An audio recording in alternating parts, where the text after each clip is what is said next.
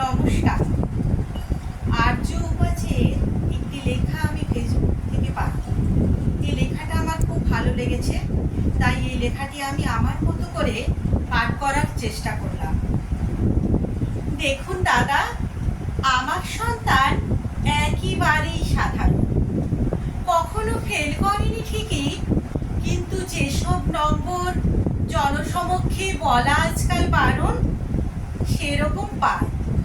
মানে ওই 60 থেকে 80, 90 হবে আগামীতে, তা নই প্রত্যাশী। কারণ আমি তো জানি সন্তানটি আমার অতি সাধারণ। তবে কি জানেন, টিউশনি বাড়াইনি তবু অকারণ। কারণ আইআইটি বা নিট যত করে খিটখিট, ওতে ওর জায়গা হবে না। আশাতে লগ্নি করে সময়ের কাছে শুধু থেকে যাবে দেনা। তাই বলে ভাববেন না বোকা হাবা, কিঞ্চিত বই পড়ে দিব্যি খেলতে পারে ক্যারামার দাবা। আশেপাশে কি হচ্ছে সে খবরও রাখে। দেখেছি খাওয়াতে ছুটে সে মাহারা কুকুর বাচ্চাকে। পাড়ার নেড়িগুলো ওকে দেখে লেজ নাড়া চায় না থামাতে। তবে এ সবই সাধারণ খুবই, মানুষকে ডেকে বলা যায় না।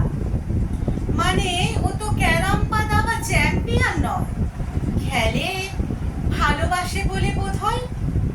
পশুপ্রেমিক কোনো সংগঠনের নয় কর্ণধার, এমনি যত্ন করে সে কুকুর ছানার। একেবারেই সাধারণ আমার সন্তান।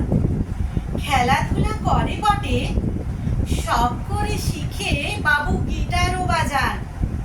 আবার ভাববেন না যেন স্কুল টিমে খেলে, ধুলো কাদা মেখে ফেরে রোজই বিকেলে। তবুও খেলাতে সে এমন কিছু না, না হবে ঝুলন গোস্বামী, না মারাদোনা। গিটারেও বাজাবে না কঠিন রাগিনী। মোট কথা আগামীর তারকা সে নয় কোনোদিনই। স্রেফ মোটামুটি হয়ে থেকে যাবে কৈশোর পেরিয়ে আজীবন।